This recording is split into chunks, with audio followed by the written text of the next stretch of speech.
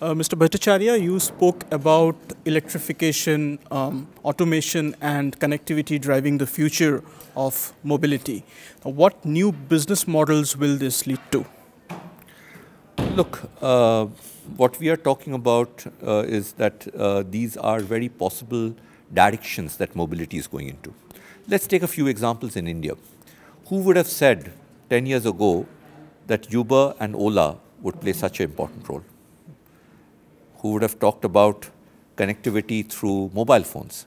So if you take that to mobility now and see, cars are getting more and more connected.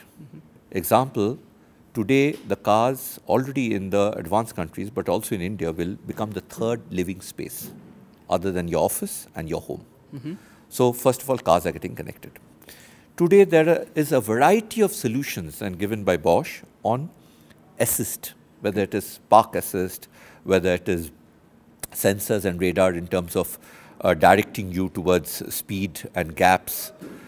And we have demonstrated in Bosch auto valet parking. That means there's no person, no valet who comes and parks your car.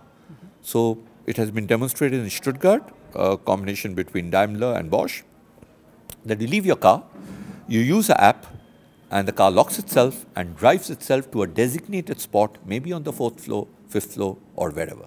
And when you come back from your shopping, when you press the app again, the car comes back to you in normal situation of a parking house.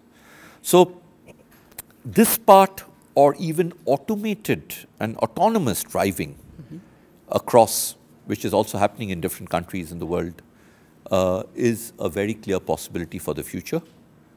And Bosch is taking a very big part in this whole aspect of connected, shared, and automated, and finally what we call as autonomous driving. The other point you mentioned was going to disrupt the supply chain. How is that going to happen? Look, supply chain means where different business model kicks in, the supply chain also has to change in a very different way.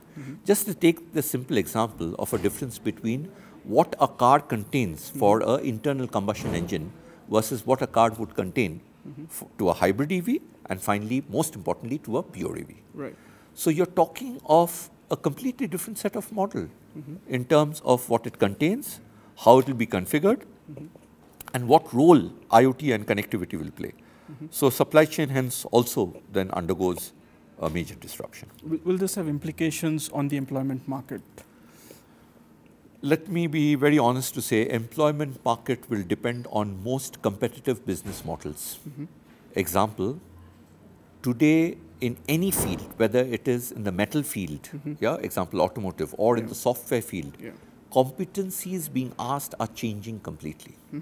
Second, the type of work being done by human beings versus automation, robotics, artificial intelligence and other things will have a completely different meaning, not only in the rest of the world, but also in India in the way we work. So, summary, reskilling and competency building in India is equally important as compared to the rest of the world.